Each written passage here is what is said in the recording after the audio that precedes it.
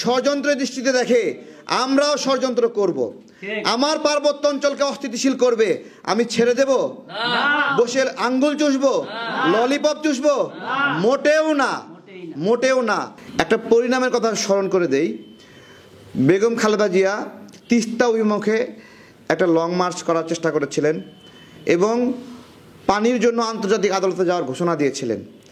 এর প্রেক্ষিতে ওনার দল 16 বছর ক্ষমতা থেকে বাইরে ছিল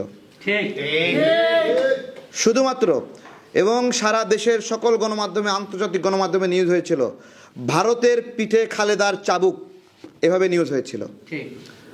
অর্থাৎ ভারতের সাথে শত্রুতা করলে ভারত তাকে ক্ষমতার বাহিরে রাখবে, এই ধরনের একটা পরিস্থিতি তৈরি করেছে। এই পরিস্থিতির কারণে সকল রাজনৈতিক দলকে, এই একই নদী পলিসি, রাজনৈতিক দলকে তাদের সামনে হাঁটু গেড়ে বসাই। কিসের পানি দেবে? উল্টো হাঁটু গেড়ে বসাই এই ক্ষমতার জন্য। এই হলো আমাদের নদী কেন্দ্রিক রাজনীতি।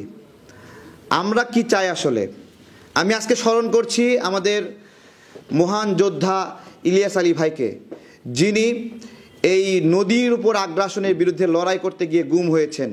আমরা এখনও জানি না তিনি বেঁচে আছেন কিনা মারা গেছেন। অনেকে ব্যাখ্যা দিচ্ছে তিনি মারা গেছেন। যদি মারা যান, শহীদ ইলিয়াস আলী ভাইকে আজকে স্মরণ করছি। আজকে ওনার এই নদী কেন্দ্রিক আগ্রাসন থেকে বাঁচার জন্য যে লড়াই, আমরা আপনার সেই লড়াইটাই করছি। এবং আমরা কথা দিতে পারি তো, তাই না, যে আমরা এই লড়াই চালায় যাব ইনশাল্লাহ। আমরা এই লড়াই চালায় যাব। এবং ভারতকে আমরা বলছি, এই নদী সমস্যার সমাধান না হলে বাংলাদেশের উপর দিয়ে তোমার পশ্চিম অঞ্চল থেকে পূর্বাঞ্চলে একটা ট্রাকও আমরা যেতে দেব না। তোমরা আমাদেরকে পানিতে মারবা না, আমরা তোমাদেরকে খাবার দাবার প্রযুক্তি সব কিছুতে মারবো। কেবল তো ট্রানজিট বিষয়ে, যে ফাইবার অপটিক্যালের ট্রানজিট, এটা তো বন্ধ করা হয়েছে। এরকম সমস্ত ট্রানজিট আমরা বন্ধ করব। এটার কোনো যৌক্তিকতা নাই যে আমাদের নদীগুলো বন্ধ করে দেবেন আর আমরা আপনাদেরকে ট্রানজিট দেব। আমাদের, আপনারা যদি ট্রানজিট পেতে চান কি করতে হবে আমরা বলছি। বাংলাদেশের উপর দিয়ে পশ্চিম অঞ্চল থেকে পূর্বাঞ্চলে ট্রানজিট চাইলে আমাদেরকে রাঙ্গামাটি থেকে সিলেট ট্রানজিট দিতে হবে। স্পষ্ট কথা। যদি বাংলাদেশের মধ্য দিয়ে ভারতের পশ্চিম অঞ্চল থেকে পূর্বাঞ্চলে ট্রানজিট চান, তাহলে বাংলাদেশ থেকে নেপাল এবং ভুটানের ট্রানজিট দিতে হবে। এই শর্তগুলো আস্তে আস্তে শক্তিশালী হচ্ছে। আমরা দুর্বল ছিলাম।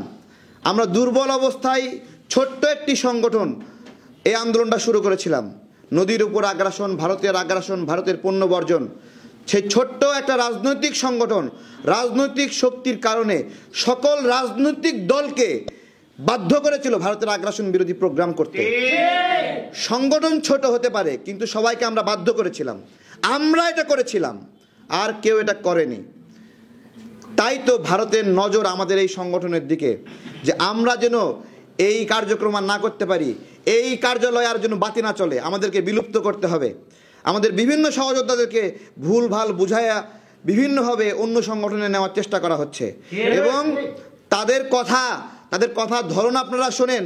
তারা বলে যে আমরা সবাই মিলে অমুক জায়গায় যাই, তার মানে এখানে অবশিষ্ট আর কোনো শক্তি থাকবে না, মানে সবাই মিলে এখান থেকে নিয়ে যাবে, এখানে শূন্য পড়ে থাকবে এই জামান টাওয়ারের 5 তলার লিফটের গণ অধিকার পরিষদের অফিস।